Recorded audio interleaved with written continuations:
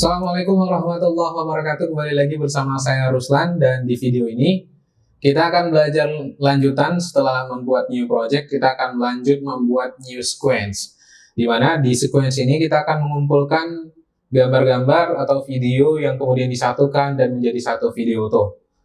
Nah teman-teman, bagaimana cara membuat sequence? Bisa perhatikan jika teman-teman dari new project kemudian sudah selesai pengaturan nama project dan lokasinya, tampilan akan seperti ini, dan kita langsung memilih file dan kemudian pilih new, pilih sequence ya, atau shortcutnya tekan Ctrl N. Nah, jika teman-teman sudah pilih new sequence, kita akan diarahkan ke kotak dialog dan kita diminta untuk memilih sequence seperti apa. Seperti misalnya saya memilih digital SLR. Misalnya video yang saya buat itu menggunakan kamera DSLR.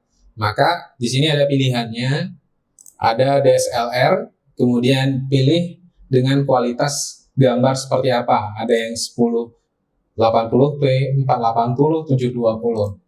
Nah, biasanya kalau teman-teman sudah punya video sendiri, kita bisa ngecek video itu ukurannya berapa. Misalnya ini saya arahkan ke video yang pernah saya buat atau video yang pernah saya ambil, itu ini misalnya. Kemudian klik kanan di properties, pilih properties, kemudian pilih details ya, pilih details. Di details ini kita akan melihat frame width-nya ada 1920. Kemudian frame height-nya itu 1080 dan frame rate-nya itu 24 frame per second ya. Jadi teman-teman perhatikan tiga hal ini saja. Ada frame width, ada frame height, dan frame rate. Frame width ya, itu luasnya, lebarnya. Sedangkan frame height ini tingginya 1920 kali 1080. Nah, ini berarti ukuran kalau dalam dunia video itu disebut dengan Full HD. Full HD. Ya, kalau di bawah itu ada 720, itu berarti HD saja. Kalau ini sudah masuk Full HD.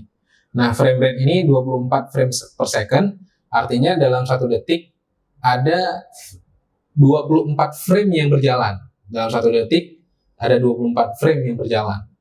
Nanti ada 30 frame yang berjalan. Bahkan yang kalau supaya ketajamannya makin tinggi, maka frame rate-nya harus makin besar. Misalnya seperti 60 frame per second, maka ini kualitasnya akan sangat-sangat tajam ya. Tapi untuk standar biasa menggunakan 24 atau 30 ya. Untuk standarnya menggunakan 24 atau 30. Nah, setelah teman-teman tahu format-format tadi, format-format frame rate, frame width, dan frame height, kita kembali kemari dengan ukuran digital SLR. Sebenarnya teman-teman bisa pilih bebas apa saja ya, tapi jika memang masih dasar, ikuti contoh ini saja ya. Misalnya saya pilih digital SLR 1080, artinya ini Full HD seperti contoh di video yang saya tunjukkan tadi. Misalnya saya mengambil DSLR 1080 P30, artinya ini P30 itu adalah frame rate-nya. Kita juga bisa lihat settingannya di sini. Ini sudah 1920, kemudian 1080. Nah, ini 29,97. Ya, ini nggak masalah juga. Kalau masih awam, ya nggak masalah, nggak usah dipikirin. Terlalu berlebihan untuk masalah frame rate. Pilih saja 24, 30, atau di sekitar angka itu, nggak masalah. Nah, jika sudah ukurannya seperti ini, udah default 1080 dan 1920, kemudian kita sudah mengubah namanya, di sini ada sequence name, langsung tekan OK. Nah, kita akan langsung masuk ke project editing dasar 1. Di sini kita ada menu untuk penyimpanan filenya. Di sini ada timeline, di mana video akan dimasukkan, gambar, audio, semua disatukan di timeline. Di sini ada preview gambar, hasil editing, dan di sini preview gambar yang nantinya bisa kita lihat sebelum masuk ke timeline. Nah, jika ada pertanyaan apakah ukuran 1080 ya, Full HD dengan 720 itu berpengaruh, sangat berpengaruh. Karena semakin tinggi kualitasnya, maka semakin tajam gambarnya. Ya, kalau kita ngambil ukuran 480p, maka itu sangat-sangat rendah kualitasnya dan kualitas gambarnya tidak tajam. Jadi ketika kita ingin mengedit video tertentu, misalnya untuk YouTube atau untuk ditonton di layar lebar, maka gunakan ukuran-ukuran besar Full HD 1980 tadi ya, dengan 1280 misalnya yang Full HD tadi.